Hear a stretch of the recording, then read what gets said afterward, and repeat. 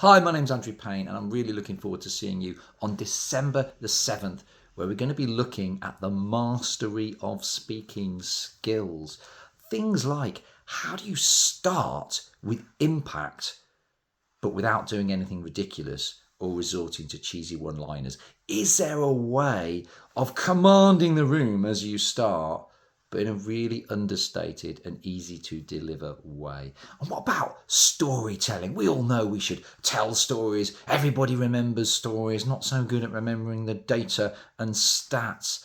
But what kind of stories should we tell? And how do we tell them well so that people aren't thinking, where are they going with this? What's the link with what we're talking about here? How is this relevant? So how do we do storytelling well so that people are really grabbed, so that the stories you tell really illustrate the points that you want to make? What about slide decks? Everyone by now should be able to make a really easy on the eye slide deck that's look beautiful. There's no bullet points, and yet so many slide decks that we still see today are completely dreadful. So how do you do that well? And what about keeping talks interesting if you're going to be going on for a while? Maybe you've got a 45-minute presentation, a 1 hour presentation. How do you keep that presentation fresh, lively, keeping people involved and engaged? What are some of the techniques and tools that you can use? What about delivery skills? I mean, what do you do with your hands behind your back?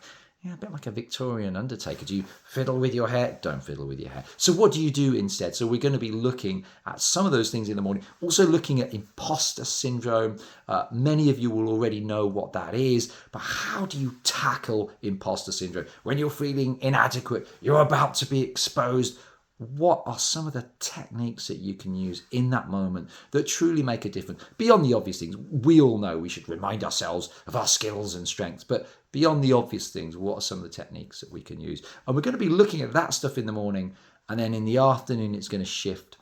You're going to put together a talk, and you're going to deliver it to the group of us on the 7th of December. We're going to critique it nicely and constructively, of course, and that is what we're going to be doing on the day. On the 7th of December, my name's Andrew Payne. I really look forward to seeing you there.